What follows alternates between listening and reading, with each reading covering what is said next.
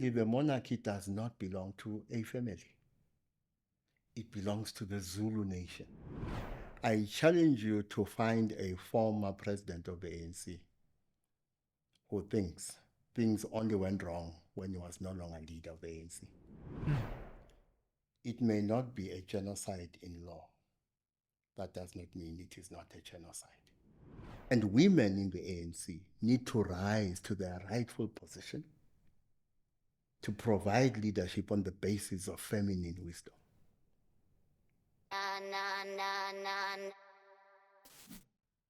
Spread the fire. Welcome back to SMWX. And today, I am very glad, excited, and proud, and indeed honored to welcome back SMWX royalty, none other than your favorite SMWX guest and analyst, uGogo Aubrey Matshiqi. We are going to break down the Zuma MK Party, all the reaction to that, statements, former presidents, left, right, and center making statements, Thabo Mbeki, AmaZulu Royal succession, the ICJ case, Gaza, and more. Gogo, what a privilege to have you, and what a time to be having another conversation. Thokoza Shovi. Thokoza Gogo. I guess there's nowhere else to start than with President Jacob Zuma's bombshell announcement that he won't be supporting the ANC and he will be supporting MK while remaining a member of the ANC.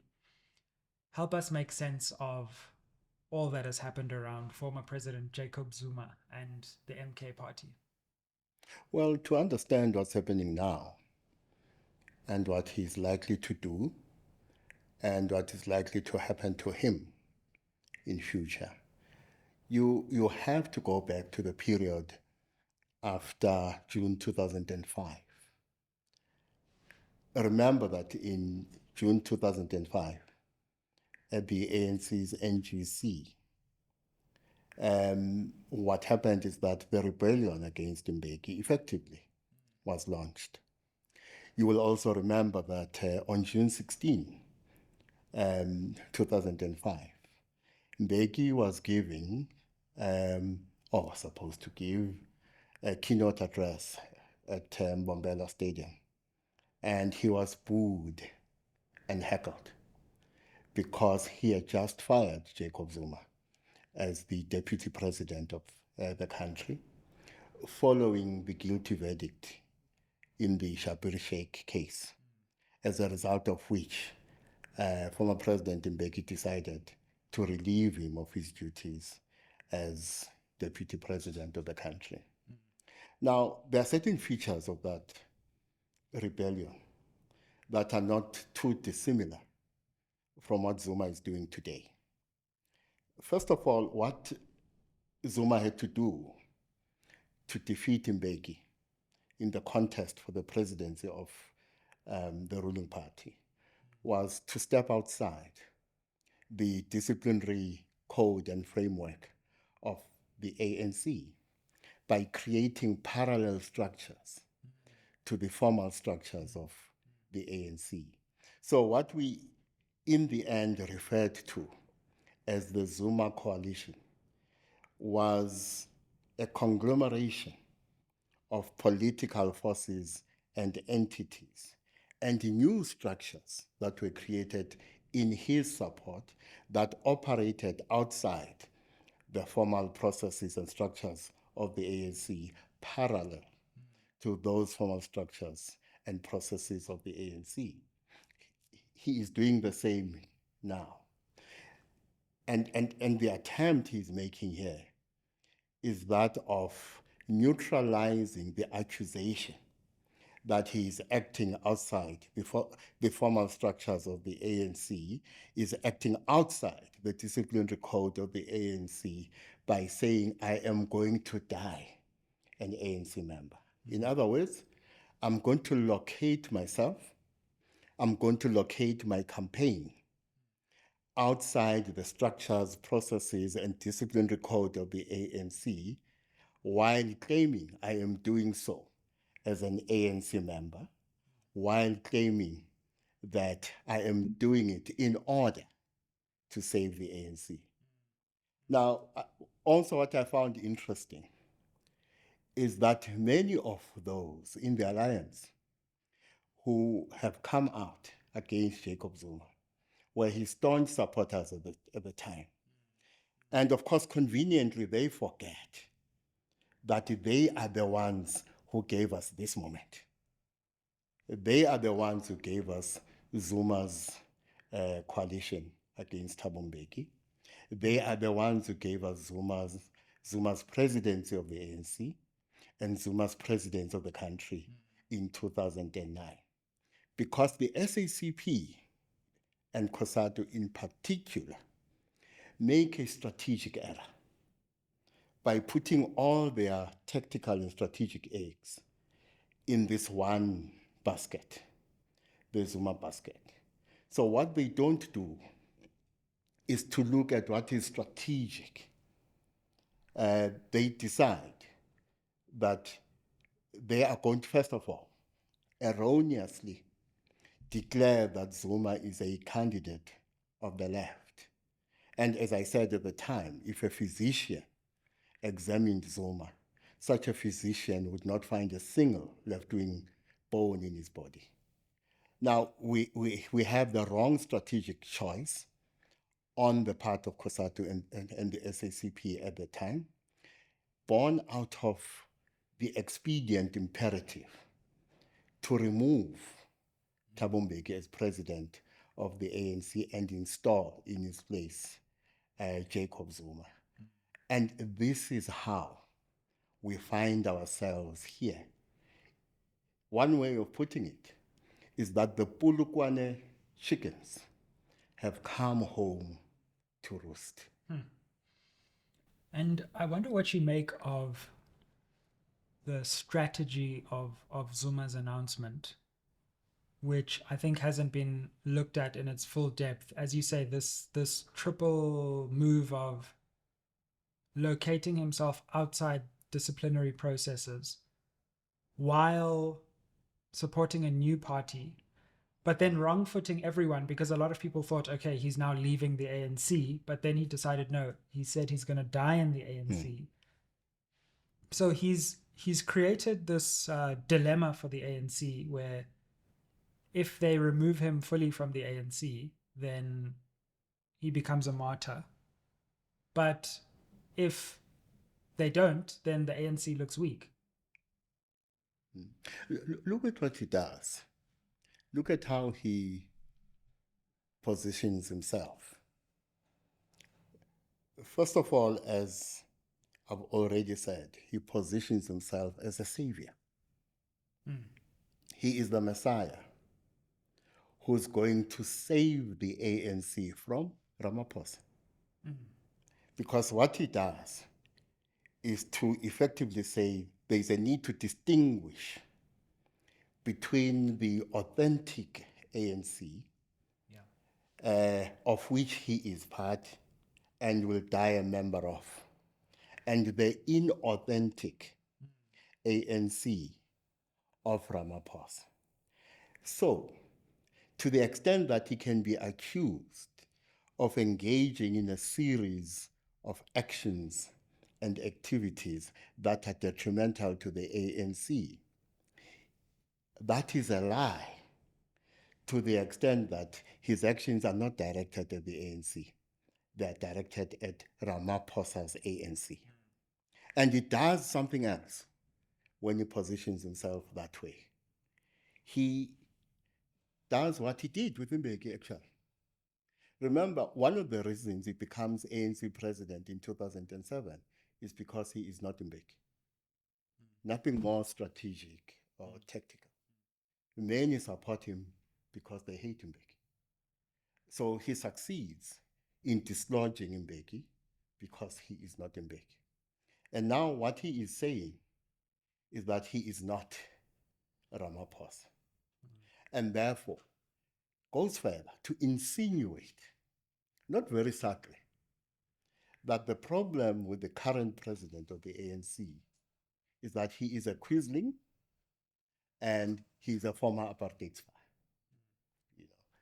And therefore, if there is anyone who is a danger to the ANC, the authentic ANC, he says he will die a member of. Yeah. It is this Cyril Ramaphosa who is both a quisling in terms of his relationship with the white capital, but is also a former apartheid spy. So that's a very interesting way in which he positions himself. So he creates in Ramaphosa this other who, in contradistinction to him, is a quisling and a sellout. And what that means by creating this other is that he is the other who is not a quisling, who is not a sellout, who is acting in the best interests of the authentic ANC. So what he creates are two ANCs. Ramaphosa's ANC and the ANCs of whose membership, the ANC in which he will die as a member. Now, the problem with this positioning is that, in the ANC, no one was an apartheid spy. And everyone was an apartheid spy. That's the problem with the ANC. So the manner in which the accusation has been deployed in the past is not dissimilar to how he's deploying the accusation that Ramaphosa was an apartheid spy or is a quisling this time. That accusation has always, or almost always, been deployed to destroy political enemies. And what he's doing is no different. But he's going to run into the problem that no one in the ANC was a spy, apartheid spy, and everyone in the ANC was an apartheid spy. In this way, you are going to hear very soon, and we heard some years ago, some voices within the ANC, some veterans, asking the question, who is this man? And in fact, over the past few days, some of the veterans have been asking that very same question again. Who is this man? Now, what are they trying to do? In the ANC, when you ask, who is this man? You are not asking a question. You are tagging that person as someone who's problematic, counter-revolutionary, a former apartheid spy, and so on. Now, some veterans themselves have in the past asked of Jacob Zuma, who is this man? In other words, they have alleged that he himself was either an apartheid spy or there was a suspicion to that effect. So to the extent that this allegation against Cyril Ramaphosa may muddy the waters, it's an allegation that may muddy his waters too. Now, the question is, for whom is the allegation going to be fatal? Is it going to be fatal for Jacob Zuma? Or is it going to be fatal for Cyril Ramaphosa? So his strategy for me is very interesting in that it relies on elements of the ANC's heritage of struggle. And so what he's trying to do is to place Ramaphosa and Ramaphosa's ANC outside our heritage of struggle, and to locate MK and himself within that heritage of struggle. In fact, to locate himself as one with MK, who are not only acting in the interests of that heritage of struggle, but are the custodians of that heritage of struggle. And it is in that context that he positions himself as one who acts outside ANC structures to save the ANC. Thanks for watching SMWX. Before we get back to the episode, I just wanted to let you know the 4 ways that you can help support this channel if you want to see us growing bigger and better to keep you more entertained and informed. The first way is you can invite me to speak at your company, your school, your institution. You'll see the contact details down below. The second way is that you can become a member of this channel. Become a member, or you can give us a thanks. You'll see there's like a heart with a $sign in the ribbon below this video. Buy me and the team some coffee for this episode. The third way you can get involved is you can advertise on the channel. Now, I'd much rather the community of viewers would be advertisers on this channel than me going out to people who don't really know about SMWX and trying to explain it to them. So if you're a viewer and you have a business and you want to partner and you love this platform, let's partner on this channel. And then finally, you can buy merchandise, you can buy books. All this is in the description down below. Now let's get back to the episode.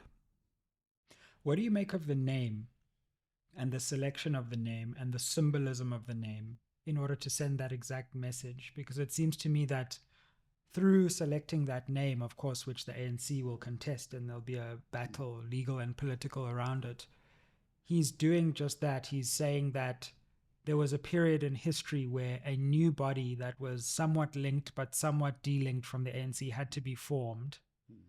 That body actually took the struggle forward in a much more urgent and serious way. And it's to that legacy now that I return, which he is an heir to as well, rather than the ANC proper legacy. We need to go to the MK legacy of that wider liberation struggle. You know, during the liberation struggle, MK, or the military struggle, was subordinate to the political struggle. So the prosecution of the military struggle was as directed by the political leadership. But one of the unintended consequences of positioning MK in that way was that the so-called civilians, or some of the so-called civilians within the ANC, were not in support of the armed struggle in general and MK in particular.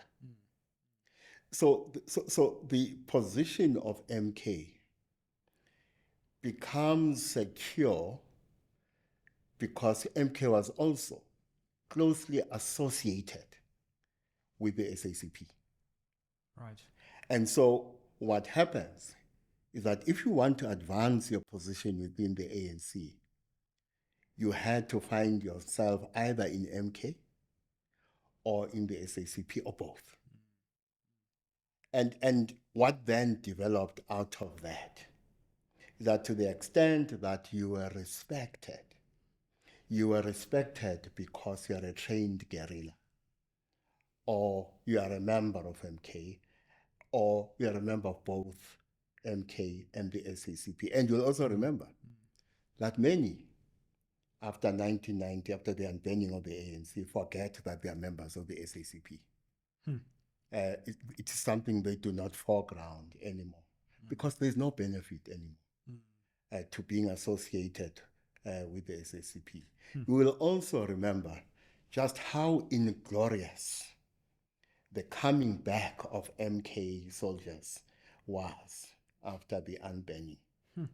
They came back as members of a ragtag army in sports bags and tracksuits. You will also remember that at the 50th anniversary of MK, I think it was held at Orlando Stadium, I had not expected that this 50th anniversary of MK would be so inglorious itself, because actually how badly organized it was and how undignified the ceremony was betrayed a distance that had developed between the ANC and its military wing. So in a way, This may be an attempt, whether genuine or not is another question Sure, altogether, on Jacob Zuma's part to restore the dignity of MK, which was lost after the unbanning of the ANC in 1990. He may also be doing something else. Remember, to take up arms suggested that you were militant. So what he is doing, he's using MK as a symbol. It is a symbol of radical politics. Whether he is a proponent of radical politics himself is another question altogether. It is a symbol of militancy. And so by naming this new party, MK, he is suggesting that South Africa, led by MK, would be led in ideological and other terms by a political party that is going to posit, first of all, a revolutionary narrative and critique of what is happening, and therefore agenda in terms of installing a social, political, and economic order that will be different from what we have today. So MK is a symbol.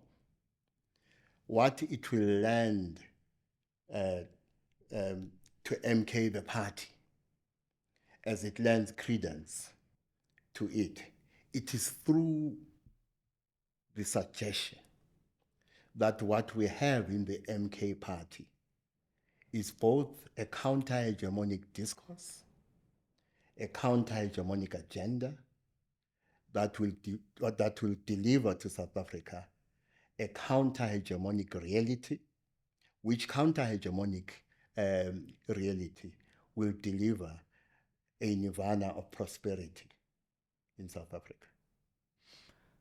I wonder what you make, therefore, of the ANC's response, because Zuma issued his opening gambit, as it were, and we've explained and analyzed what he did there and the multiple things that he's doing. And then the ANC had this choice, as I say, because he presented them with a dilemma. Expel me now, because I'm obviously flagrantly going against various disciplinary codes. I mean, what could be worse than saying I'm aiming at your electoral majority? Or leave me and show that you don't know what to do, and you're too weak and too divided at this point to take decisive action. And true to form, in some ways, the ANC has done neither, both, and none at the same time. So out of the NEC recently gathering, we have this decision to suspend him, not to expel him, which essentially retains his membership, but takes a disciplinary step at the same time. What do you make of how the ANC has grappled with this and then come to a position? Well, remember the Zuma moment, what I call the Zuma moment. And I've argued since Polokwane that the Zuma moment will be with the ANC and the country long after Zuma himself has transitioned to the next phase of his eternal life, if it is going to be an eternal life. So the Zuma moment is going to be with us for a long time, to the extent that there are many dimensions, more of which, of course, are negative, not positive, that will be with our politics, with our social, political, and economic reality for a long time after Zuma himself is no more. So the ANC is interesting in how it responds, because let me just go to the DA for one moment. Absolutely, sure, yeah. Helen Zille, upon realizing that the DA has hit a ceiling amongst white voters, decides that what the DA must do is to increase the number of black members, and more importantly, the number of black people who vote for the DA. But she does that in very interesting ways. One of the ways in which she does it is to make an attempt at locating the DA within our struggle heritage. The DA starts toy-toying. The DA starts singing struggle songs. And then what does she do? She says Alan Paton is the same kind of stalwart as an Oliver Tambo or a Walter Sisulu or Nelson Mandela. So icons of liberalism in South Africa are portrayed as icons of the anti-apartheid struggle, who are similar or the same as a Nelson Mandela, a Sisulu, a Tambo, and so on. So if you look at Zuma, there's a time when Oliver Tambo says, the greatest enemy to the ANC is itself. And he said the greatest enemy to the ANC is the enemy within.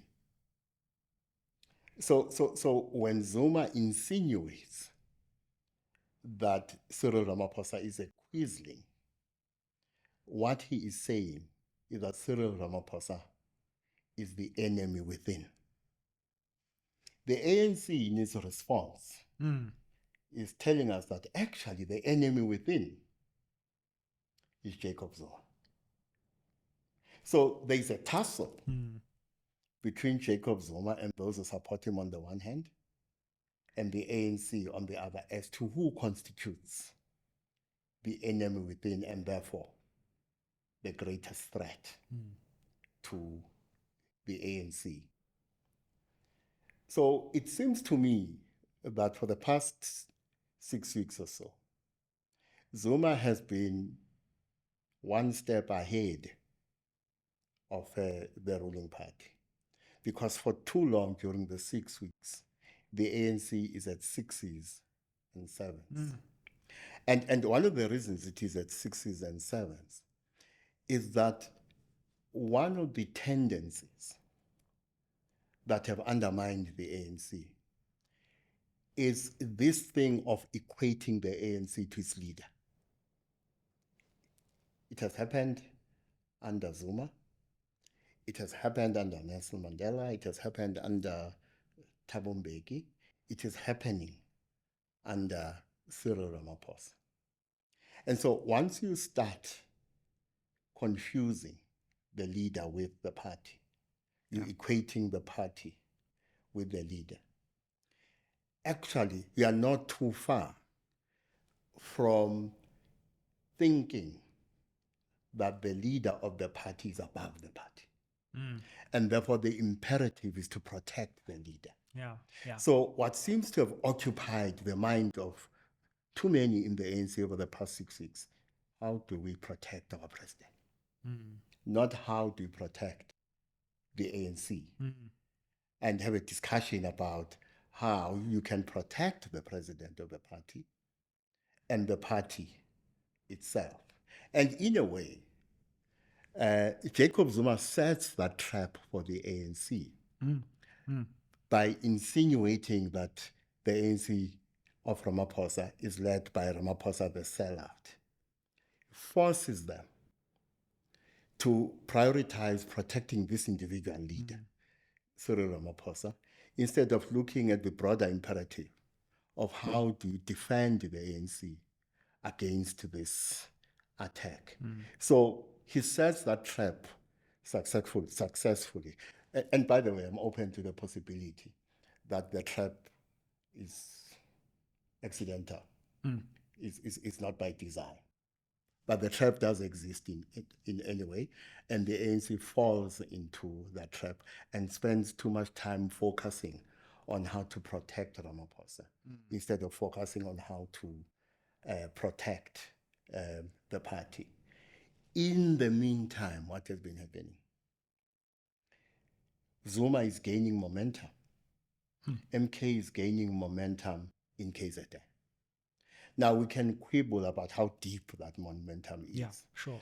But we can't quibble with the fact that the MK party has been gaining momentum. Maybe even more than many people would have imagined, because Zuma has been out of the formal party political limelight for a while.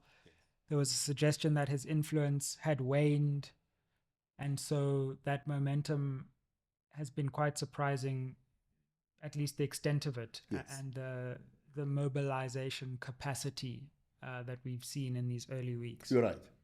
So there are two things we can't argue against, that the MK party has been gaining momentum. The second thing we can't argue against is the fact that the level of support for the MK party around the country has provincial variations. So I don't think I would quibble with anyone who suggests to me that the support is concentrated largely in KZN. Yeah. Now, there's something you can do with that, which Zuma has done in the past. Now, remember that to defeat Thabo Mbeki in 2010, in the period leading up to Polokwane, Zuma does not only position himself outside the disciplinary code, processes, and structures of the ANC, he also deploys a narrow Zulu nationalist impulse. And the way he does it is very clever. He never himself overtly positions himself as a Zulu chauvinist. What he does is not to be critical of those who, in his support, act as such. And he benefits from that narrow Zulu chauvinism. Now, the same thing is likely to happen, and I think is already happening in KZN at the moment.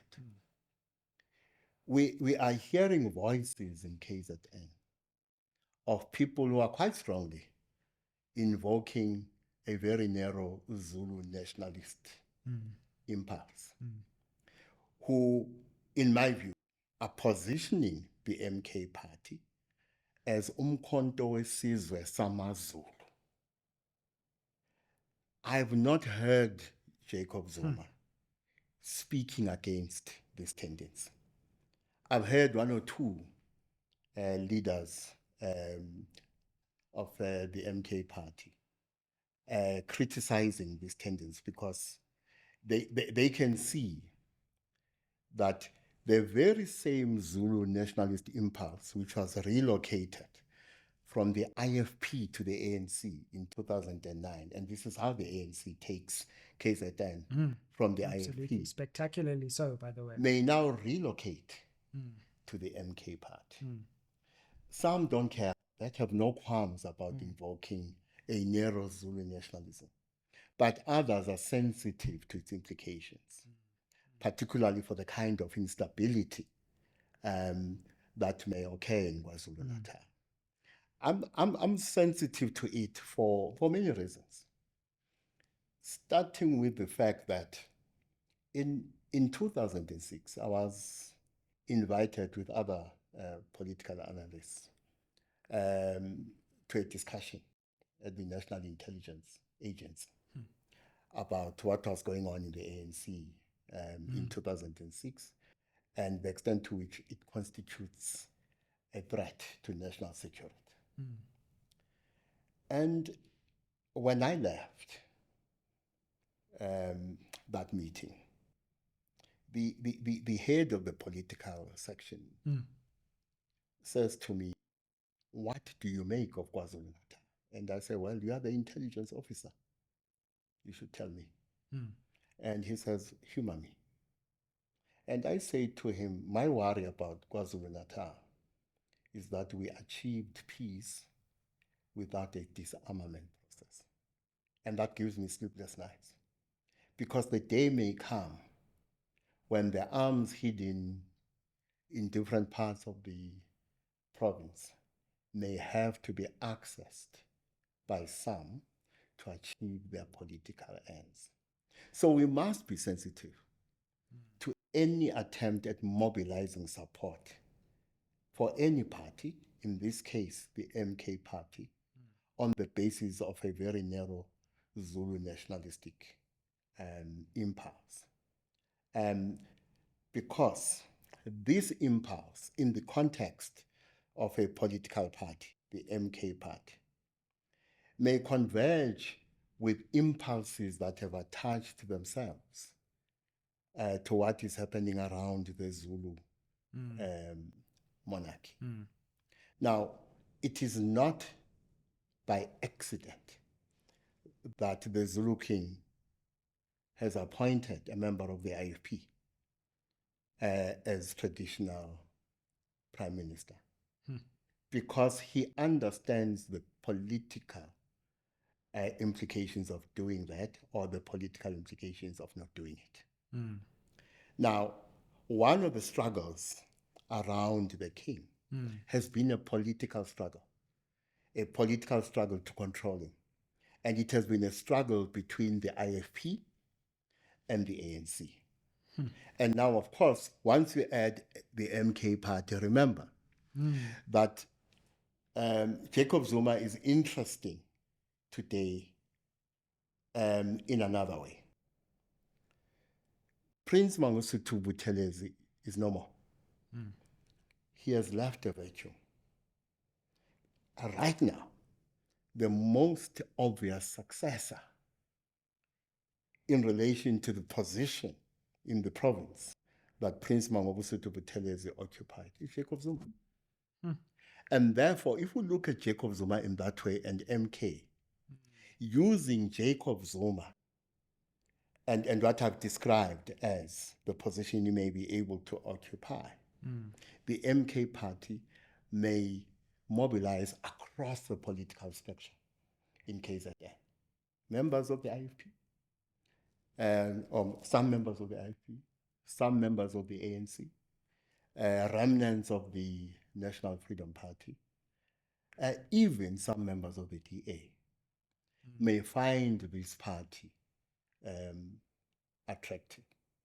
Another thing that is likely to happen is that you will have intra-party instability within the ANC, even intra-party violence, as some members of the ANC attach themselves to this narrow Zulu nationalistic impulse, while others reject it in support of Cyril Ramaphosa.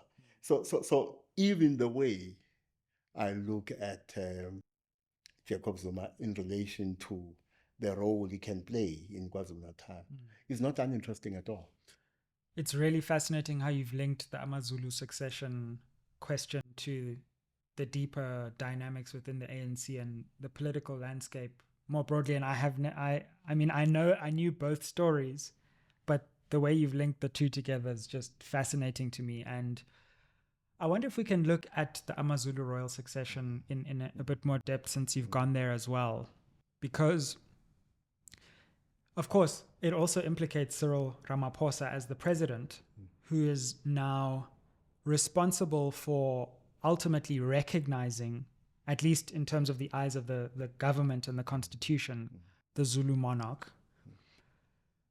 We've got Prince Simagade on one side. We've got King Misuzulu on the other side.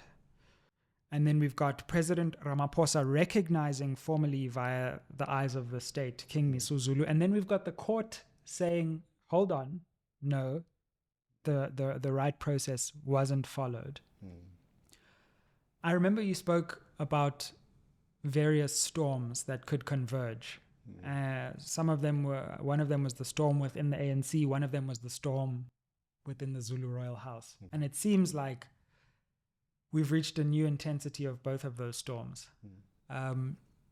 So what do you make of the AmaZulu succession battle? These two camps vying for each other, the courts showing Ramaphosa to have been a bit hasty in his recognition, and what that means for the nation and the country. Let us go back to Prince Mangosuthu Buthelezi. To me, it doesn't matter whether you loved him or not. This was a very smooth political operator. An adroit and smooth political operator who was able to straddle structures of traditional leadership, party politics, and in the context of his position within the structures of traditional leadership, also be a very important player within the Zulu monarchy. And in the context of KZN, that gave him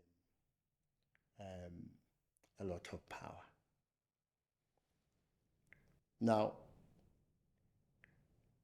just before he passes on, very deep tensions developed between him and the king, Mrs.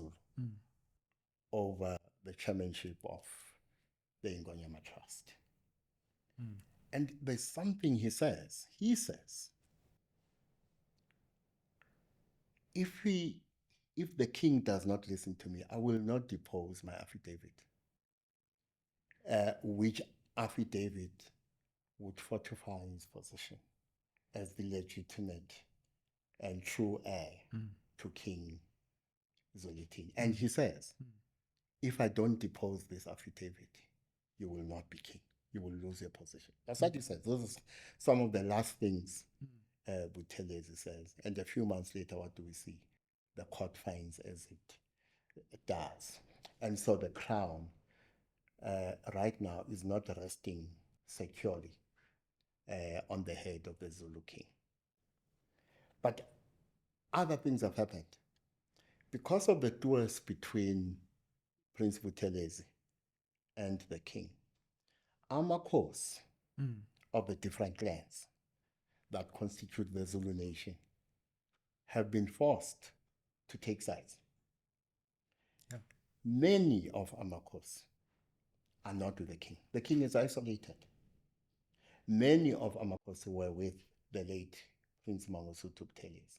In fact, we have today clans that are saying we are going to secede if this man, Mr. Zulu, continues being king of AmaZulu. So with such noises lies the possibility I've been warning about for the past 2 years, that the Zulu nation may break up into the component nations or clans that formed it.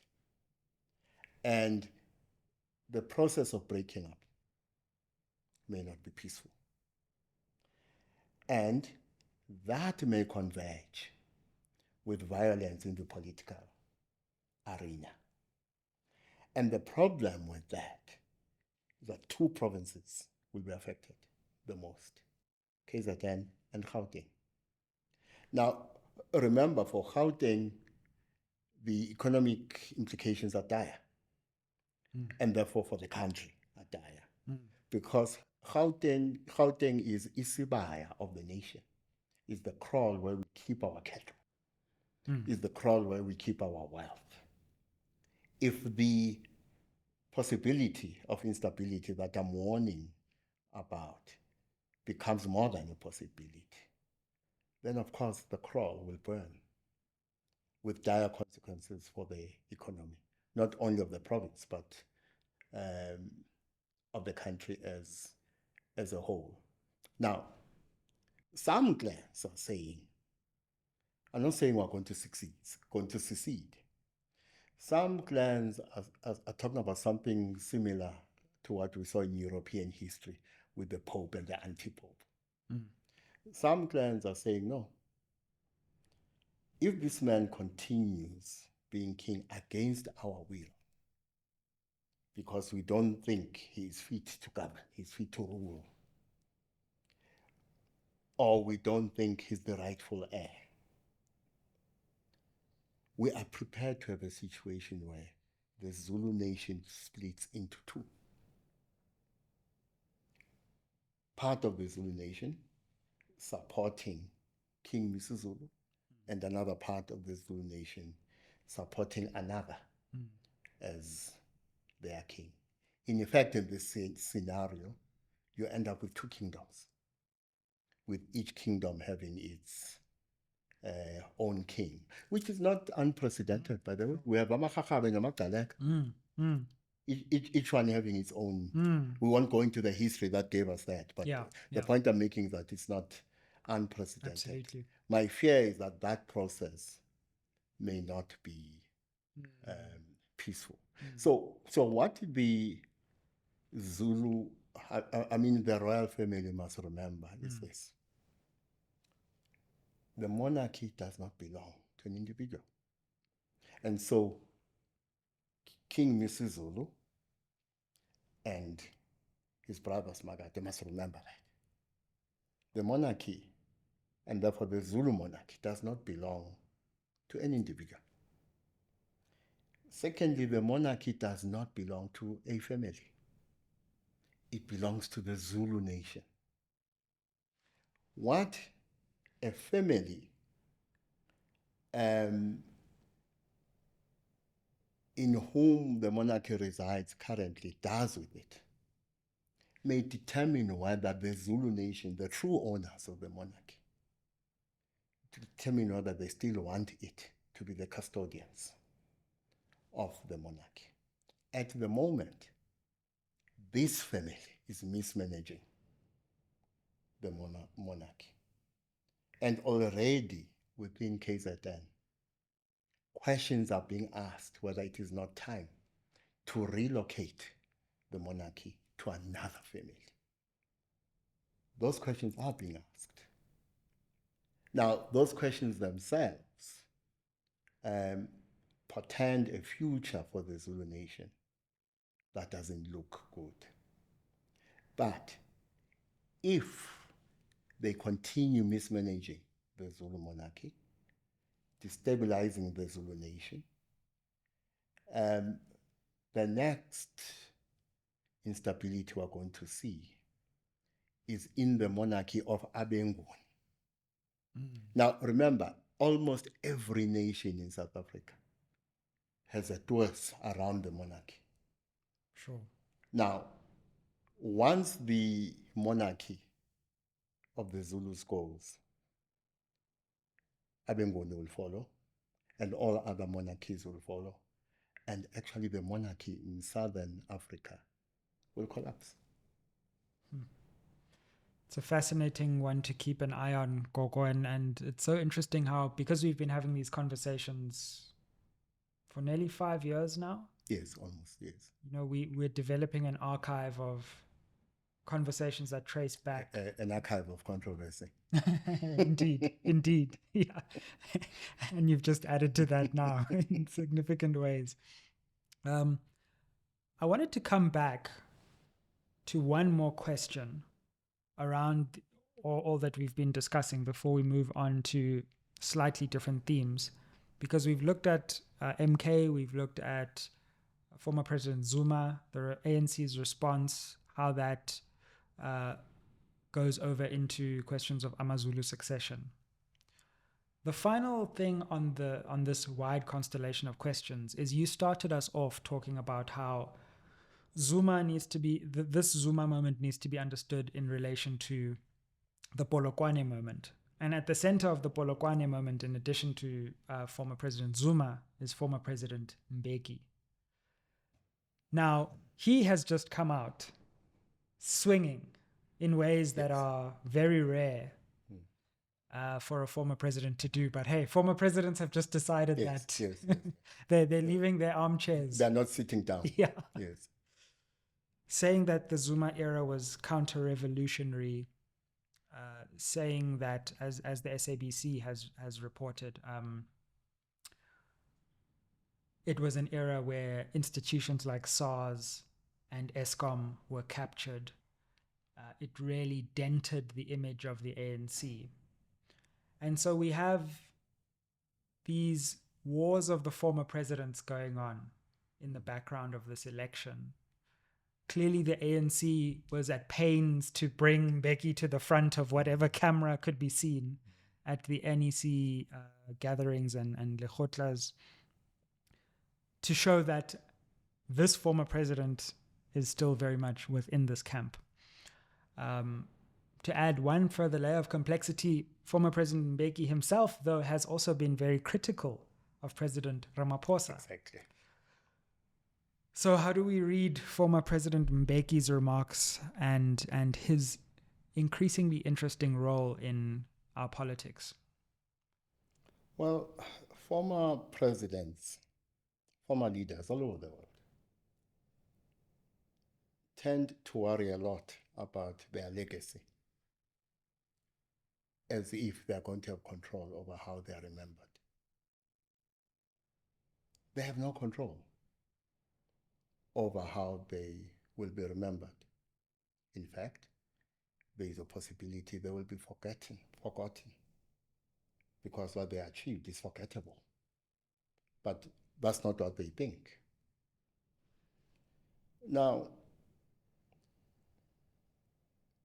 former President Thabo Mbeki must own part of the problem, must own part of the fact that the Zuma moment was delivered by some of the choices he made and did not make. I remember an NEC meeting whose outcome excited me a lot. I think it was in September 2006, when for the first time in a long time, I saw the NEC providing leadership to the leadership of the party. When it said, you two, Jacob Zuma and Thabo Mbeki, you must, after this meeting, sit down. Craft a solution for this factional problem we have now that is dividing the ANC. Come and jointly present to the NEC that solution. Well, they never met. So in that sense, there was a failure of leadership right at the top between the president and the deputy president of the ANC at the time. Thabo Mbeki and Jacob Zuma failed to show leadership to the ANC at critical moments in the evolution of the battle for Polokwane. And therefore both must shoulder some responsibilities, or some responsibility for where we are today, with a continuing factional dynamic disguising itself as an agenda for renewal. Another thing for me is this. I challenge you to find, and you can go to the grave too if you run out of options. I challenge you to find a former president of the ANC who thinks things only went wrong when he was no longer leader of the ANC. While he was leader of the ANC, things did not go wrong. I challenge you to find a leader of the ANC who will say, well, there are things which went wrong during my time as leader of the ANC. In fact, some of them went wrong because of me. Then there's the question of what leadership means in the ANC. There are things that are not in the ANC constitution. For instance, one of the functions of the National Executive Committee of the ANC is to manage both the strengths and the weaknesses of the ANC leader. In both the case of Thabo Mbeki and Jacob Zuma, the ANC failed badly to manage the strengths and the weaknesses of the ANC leader. That is written nowhere in the ANC constitution, but that is one of the functions of the NEC, of the ANC, to manage the weaknesses and the strengths of the ANC leader, and to transcend, having succeeded in managing those weaknesses and strengths of the ANC leader, to transcend the leadership weaknesses of the ANC leader. And it's one of the strengths.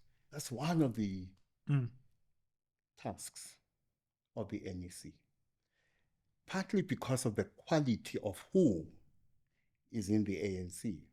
The NEC of the ANC has failed woefully, dismally, in performing this task. Now, there is another layer of leadership, the elder. Now, unfortunately, the ANC talks about elders,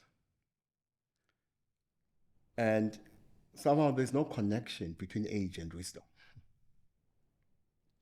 I have argued when I've been invited by certain structures of the Youth League that those who came before us teach us that indlela ibuzwa kwabaphambili. So the younger generation must seek the direction of the older generation. But I say there is a second saying we forget that those who came before us left us with.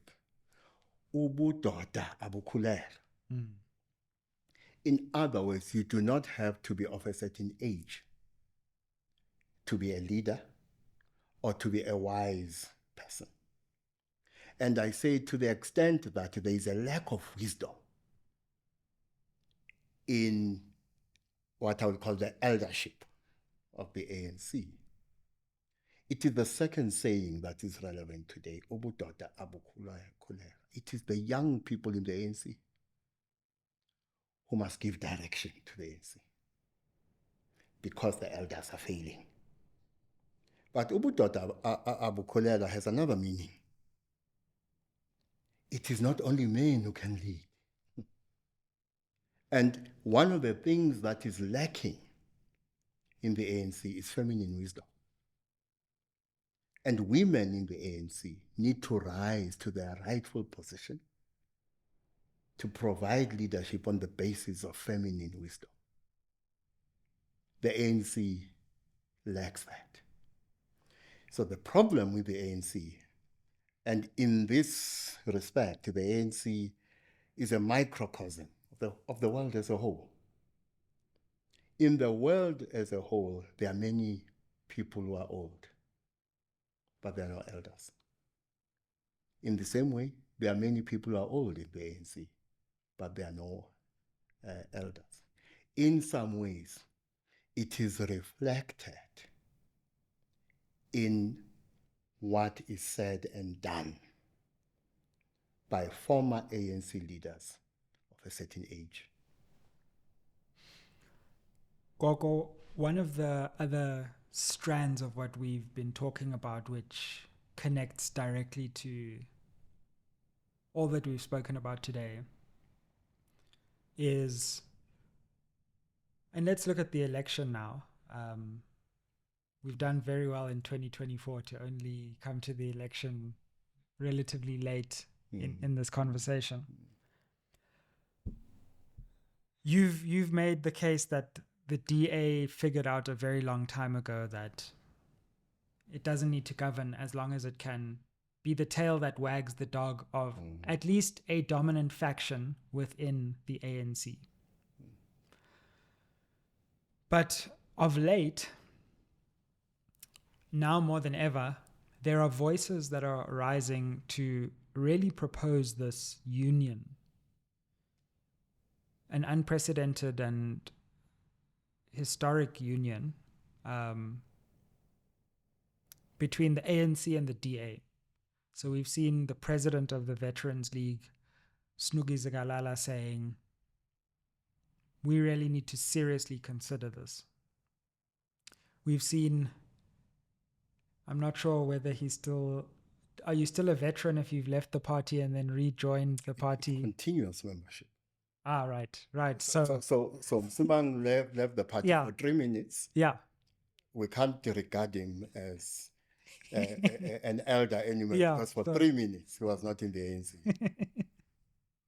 So ANC member Mavuso Msimang has still, has seemed to, surprisingly to me actually, seemed to back this call.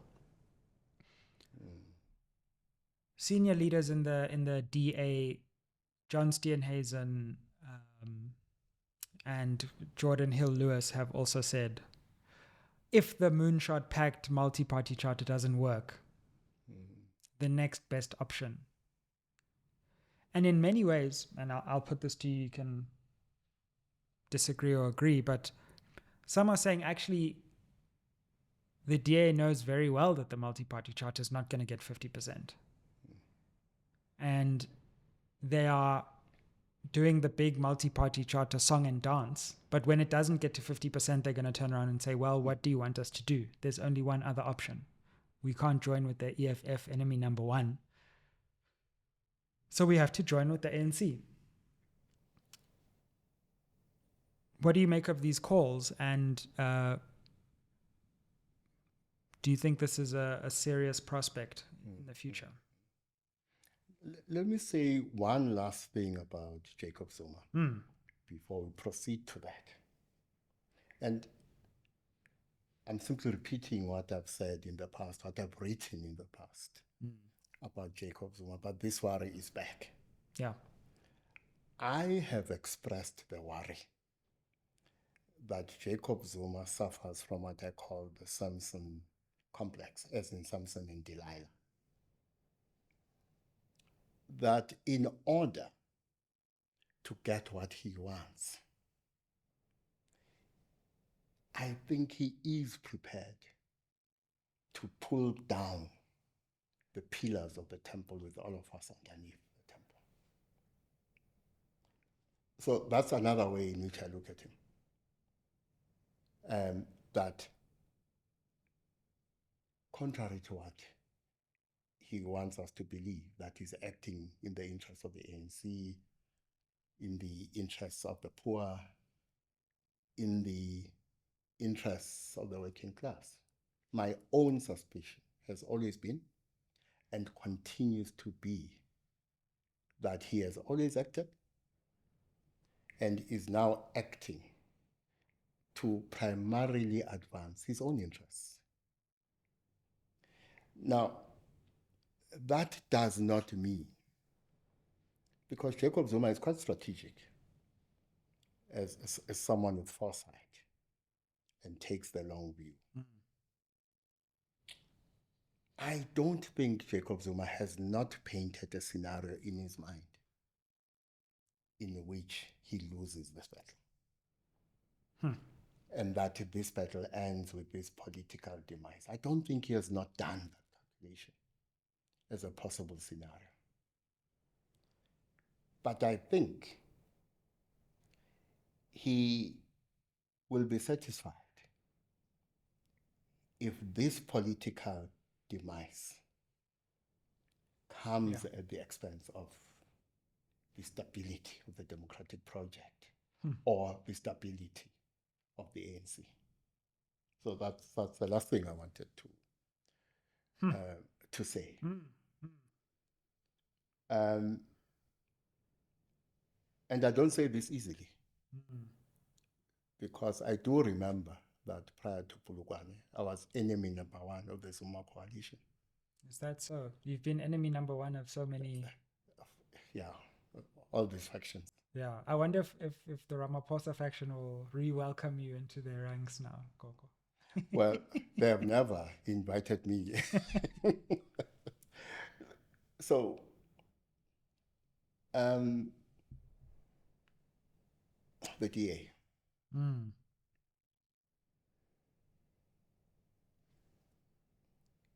It is not politics that is going to be at the center of what happens after this election.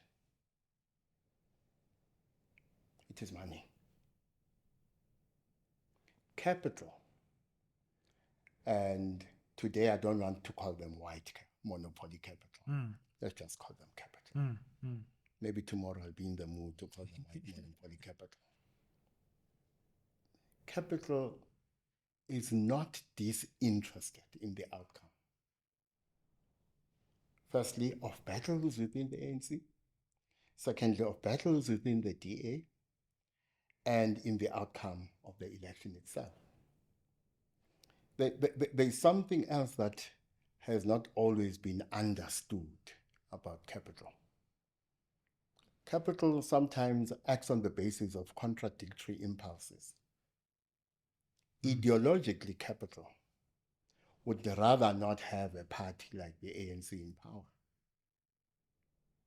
But regards the ANC as the lesser devil compared to some of the alternatives, such as the EFF, for instance.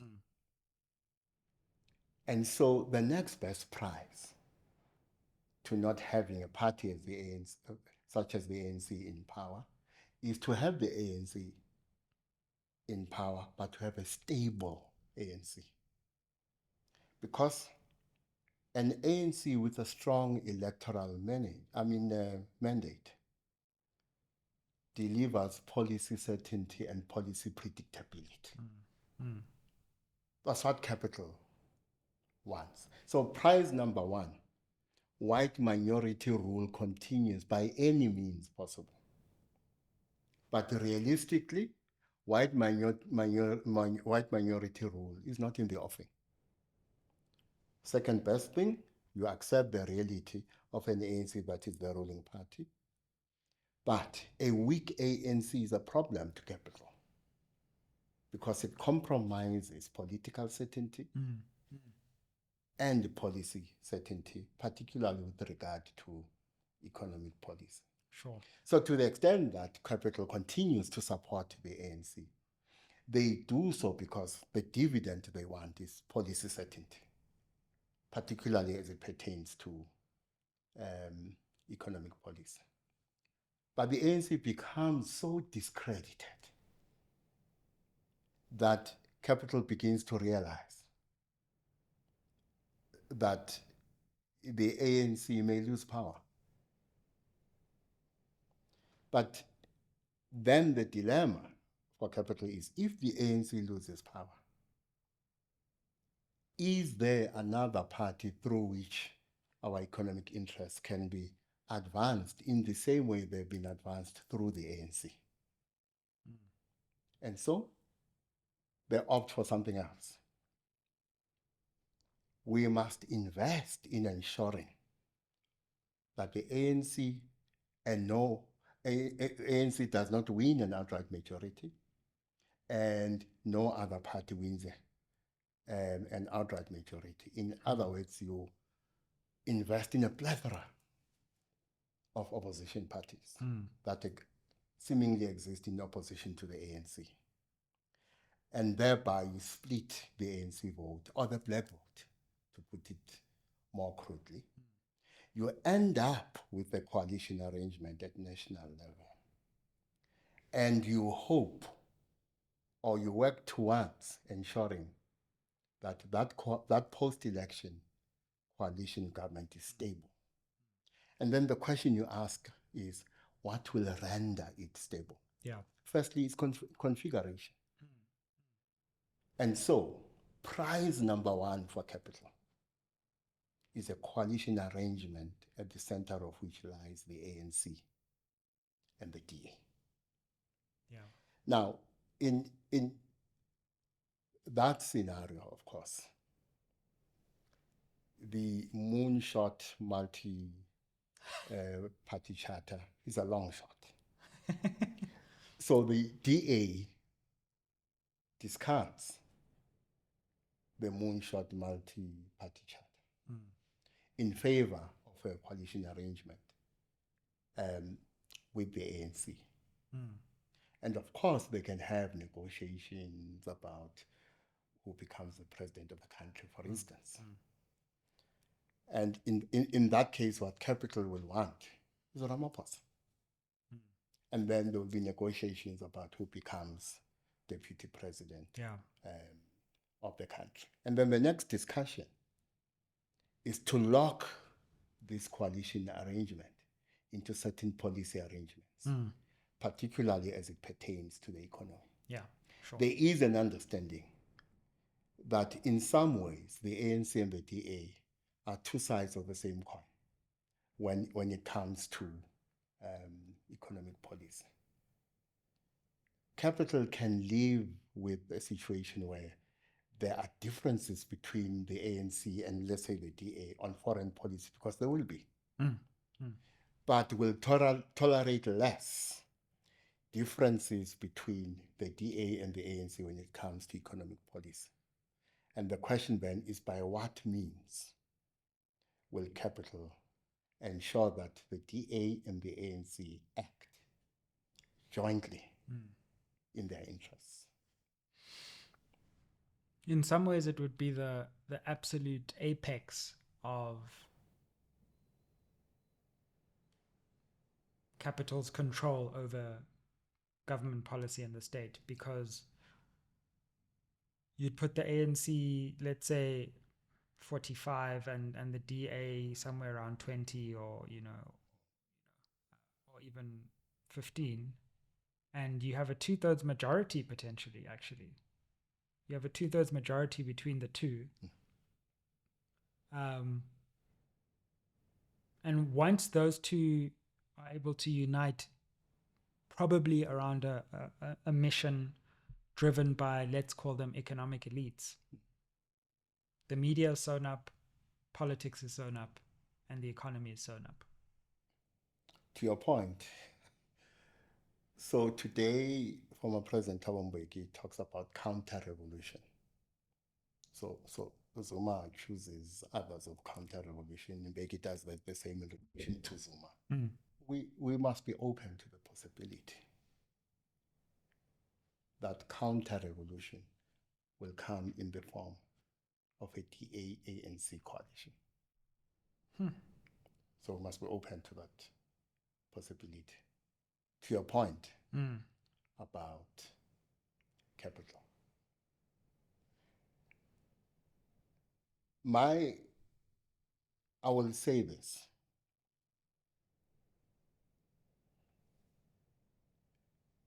This election is a non-event to me. Remember, what our people are being sold is the idea that this election is going to deliver change of a kind that will ameliorate their socio-economic conditions, amongst other things. In relation to that desire, this election is not going to do that, and is therefore a non-event. In fact, what I foresee is a situation where a month, 2 months, 6 months, a year, 2 years after this election, the country is in the midst of deep socio-political instability, because what the new political order, post-election order, has delivered is much less than was promised before the election or by the coalition government. So what I foresee is that because the election is going to fail to deliver on the promise of a better life for all, you can give it 1,000,000 years to succeed, it won't. Because it is going to fail, citizens are going to look for alternative ways to express their aspirations. And they will be outside the former party political space or the formal realm of politics. And as they seek alternative forms of political expression to give effect to their aspirations, what we may see are very deep levels of socio-economic instability. in the country. That said, non-event or not, I beg you to go and vote. And the reason why I am begging you to go and vote, notwithstanding what I've just said, is that I continue to talk about the world as it is and the world as we wish it to be. And therefore, the change we desire is not going to come through a single event, such as an election. It will be the product of a process of many struggles. Go and vote. Because by voting, even if the alternative to what exists today is poor, your vote may deliver the opening of enough space for us to work within to deliver a true alternative further down in the future. Well, Gogo, I think we may have to leave it there. We've gone for an hour and 20 minutes nearly. So we might have to, as we postpone the AmaZulu Royal succession debate to today, we might have to postpone the Gaza, Palestine, Israel question. Yes. One that's central and actually maybe foreshadows some of what you say about if an ANC-DA pact is going to come together, how are they going to smooth over their obvious foreign policy divides? I agree we must postpone the discussion on Gaza because the genocide is not going to end soon. All I will say is this. It may not be a genocide in law. That does not mean it is not a genocide. Well, Gogo, we thank you again for your insights. We look forward to our next conversation. We hope we can have you a number of times this year because I think the nation needs the kind of sober, far-sighted analysis that you can provide. Thokoza Gogo. Thank you very much. Aye.